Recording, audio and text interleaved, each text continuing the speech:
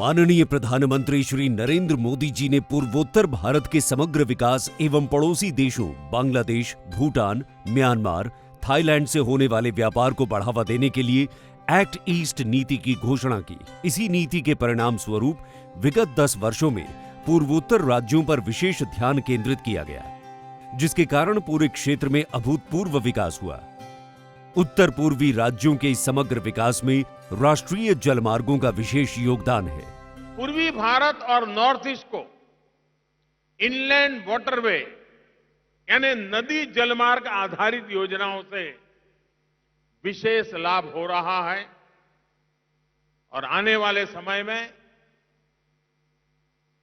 जल शक्ति के माध्यम से पूरे नॉर्थ ईस्ट को जोड़ने का नेटवर्क भारत के विकास में एक स्वर्णिम पृष्ठ के रूप में उभर करके आने वाला है। पूर्वोत्तर क्षेत्र को वैकल्पिक संपर्क प्रदान करने हेतु IWAI अंतर्देशीय जल परिवहन के बुनियादी ढांचे के विकास के लिए 1010 करोड़ रुपए की विभिन्न परियोजनाओं का कार्यान्वयन कर रही है।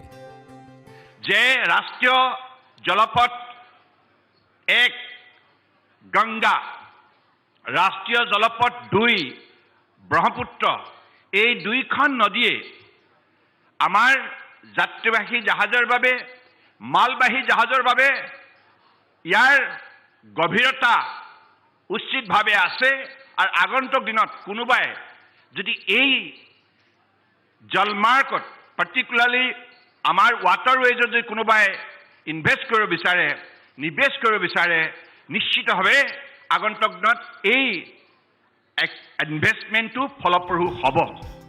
पूर्वोत्तर राज्यों में जलमार्गों के विकास के लिए ब्रह्मपुत्र एवं बराक नदी पर राष्ट्रीय जलमार्ग 2 एवं 16 का विकास किया गया। 891 किलोमीटर लंबी राष्ट्रीय जलमार्ग 2 असम बांग्लादेश सीमा के धुबरी से असम अरुणाचल प्रदेश के सादिया तक है। इसी तरह राष्ट्रीय जलमार्ग 16 असम मणिपुर बॉर्डर में स्थित लाखीपुर से असम बांग्लादेश बॉर्डर पर स्थित भांगा तक है। इसकी कुल लंबाई 121 किलोमीटर है। इन दोनों राष्ट्रीय जलमार्गों को भारत बांग्लादेश प्रोटोकॉल रूट के साथ जोड़ा गया है, जो उत्तर पूर्वी राज्यों को कोलकाता और हल्दिया के बंदरगाहों से जोड़ता है। गुवाहाटी के पांडु में मल्टी मॉडल टर्मिनल का निर्माण किया गया है, जिसे राष्ट्रीय राजमार्ग 27 से जोड़ने के लिए 180 करोड़ रुपए की लागत से डेडिकेटेड एलिवेटेड रोड तैयार किया गया है। इसके अतिरिक्त पांडु में 208 करोड़ रुपए की लागत से एक शिप रिपेयरिंग सेंटर भी स्थापित किया जा रहा है। गुवाहाटी में उत्तर पूर्व क्षेत्र के लिए मरीन स्किल डेवलपमेंट सेंटर का संचालन किया जा रहा है। पांडु शिप रिपेयर फैसिलिटी से पांडु पोर्ट को जोड़ने के लिए 500 मीटर लंबी सड़क का निर्माण किया जा रहा है। साथ ही साथ 2 गैंगवे युक्त स्टील पॉन्टून की खरीदारी भी की जा रही है। इसके अतिरिक्त ब्रह्मपुत्र और बराक नदियों पर आवागमन के लिए 12 नए जहाजों की खरीदारी की जा रही है। नदी पर स्थित विश्व के सबसे बड़े द्वीप माजुली में रोरो एवं रो पैक्स सेवा की शुरुआत की गई है, जिससे माजुली और जोरहाट के बीच के यात्रा का समय 12 घंटे से घटकर मात्र 1.5 घंटा हो गया है। इसके साथ ही गुवाहाटी में 2 इलेक्ट्रिक कैटामरान भी चलाए जाएंगे। इसके अतिरिक्त असम के डिब्रूगढ़ में रीजनल सेंटर ऑफ एक्सीलेंस की स्थापना की जा रही है। जोगी घोपा में 64 करोड़ रुपए की लागत से एक टर्मिनल का निर्माण किया गया है। इसके साथ ही जोगी घोपा, तेजपुर, विश्वनाथ घाट, निमाती, सादिया और विंध्याकोटा में 6 नए क्रूज टर्मिनल बनाए जा रहे हैं। कार्गो हैंडलिंग के लिए 12 फ्लोटिंग टर्मिनल धुबरी, जोगी घोपा, पांडु, तेजपुर, सिलघाट, बोगीबिल, डिब्रूगढ़, ओकलैंड आदि स्थापित किए गए हैं। राष्ट्रीय जलमार्ग 2 पर बोगीबिल में 47 करोड़ रुपए की लागत से स्थायी कार्गो और पैसेंजर टर्मिनल का निर्माण किया गया है, जो डिब्रूगढ़ और अरुणाचल प्रदेश को भारत बांग्लादेश प्रोटोकॉल रूट से कोलकाता और हल्दिया से जोड़ता है। त्रिपुरा के सोनामुरा में भी एक स्थायी टर्मिनल स्थापित किया गया है। इसके अतिरिक्त त्रिपुरा में जलमार्ग परिवहन को बढ़ावा देने एवं स्किल्ड मैन पावर की ट्रेनिंग के लिए 5 करोड़ 25 लाख रुपए आवंटित किए गए हैं। साथ ही मेघना नदी पर जलमार्ग परिवहन के लिए आधारभूत संरचना का कार्य प्रगति पर है।